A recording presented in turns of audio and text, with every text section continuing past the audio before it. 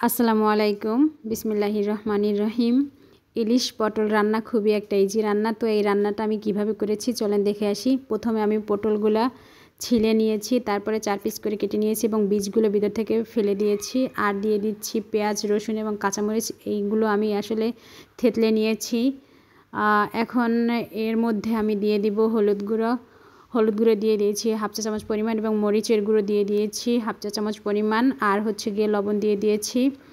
পুরোটা রান্নায় যতটুকু পরিমাণ হলুদ মরিচ প্রয়োজন হবে তা আমি এখনই দিয়ে দিয়েছি। আর দিয়ে দিয়েছি সরিষার তেল। আর মাছটা কিন্তু আগেই আমি মাখিয়ে নিয়েছিলাম। এখন এটা আমি ভালোভাবে মাখিয়ে নিব। 5 থেকে 7 মিনিটের মতো আমি মাখিয়ে নিয়েছি ভালোভাবে। মাখিয়ে নেওয়া কমপ্লিট হয়ে গেলে আমি 10 মিনিটের জন্য রেস্টে রেখে দিব। এই রান্নাটা অনেকটা সহজ কিন্তু অনেক টেস্টি। মাছ এখন আমি ভাজার জন্য দিয়ে দিয়েছি। 2 পিঠ মাছের আমি ভেজে নিব। 2 মিনিট করে ভেজে নিচ্ছি। ভাজা প্রায় কমপ্লিট হয়ে আসছে।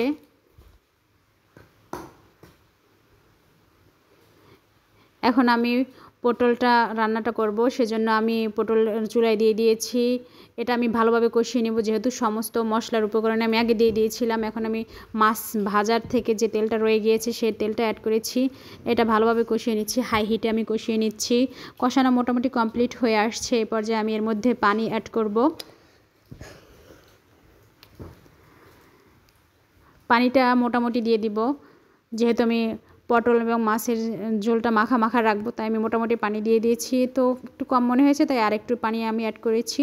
পানিটা যখন বলক চলে আসছে তখন আমি মাছ দিয়ে দিচ্ছি। ভেজে রাখা মাছগুলো আমি এখন দিয়ে দিলাম এবং একটু উল্টেপাল্টে নেড়ে চেড়ে নিলাম।